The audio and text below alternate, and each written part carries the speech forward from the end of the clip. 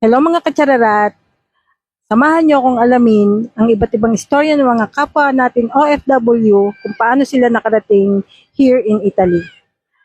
Simulan ko sa akin nanay kung paano siya nakarating here in Italy. Ako'y nakarating dito sa Italy, na ako'y tourist visa ang aking ginamit.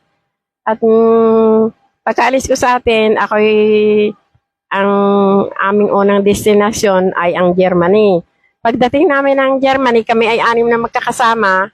Kami ay ng aeroplano papuntang Olbia.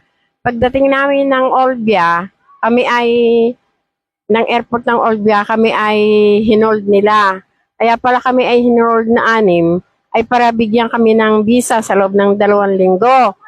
Yung 2 linggo na kami ay papuntang Roma. At tinanong kami kung ano namin sa aming pagtutur. Ang sabi namin ay, kami ay pupunta ng Roma sa St. Peter para makita namin ang Pope.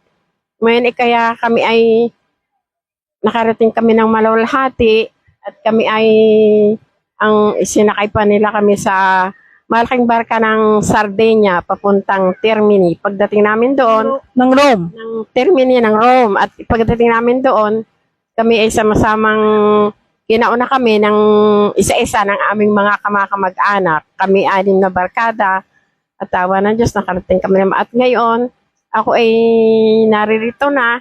Dito kami sa Como ng aming buong pamilya. Magkakasama na kami. At salamat sa Diyos. At kami ay naririto na ngayon, sama-saming dito. Way back 1993, nung ako'y pumarito. tapos nagkapapil kayo. Ng 1995. Okay. Kung nagustuhan yung aking video, please like and share and follow.